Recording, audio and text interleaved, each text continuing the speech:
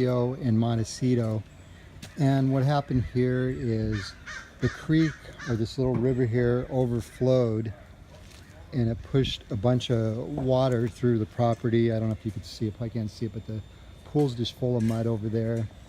And the reason I'm here is what it did is it pushed this pool heater over.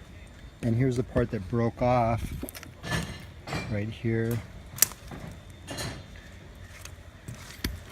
And so what the gas company did is shut them down, and they probably shut everybody down here just as a matter of safety. And that piece I showed you broke off from right there. So what we did is we capped it, as you can see, and then we blew the line through, all the air through all the lines, opened all the valves, got all the dirt out of the lines, and then we tested it, we turned it on, and we lit all the pilots, and I'll show a video of that. That will be included in the video. But you can see, actually here, we'll go over to the pool and see the flooding. This place, I've seen a couple places over here, and this place was actually fortunate in the fact it didn't go under the house. So yeah, as you can see, it just pushed everything right into the pool here. Okay, we turned this on too, this valve on. This is the feed to the forced air unit down. There's like a little basement area right here.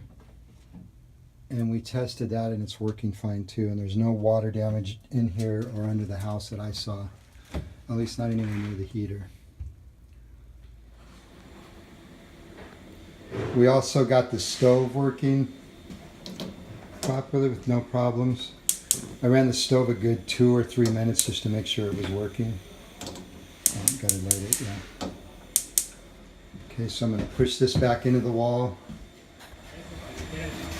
Okay, so we got the water heater lit. It's running. I don't know how good it's gonna do because of, I don't know if water got in there, but right now it's working. The heater's a little bit, it's kind of old, but it's working, and that's all that matters right now.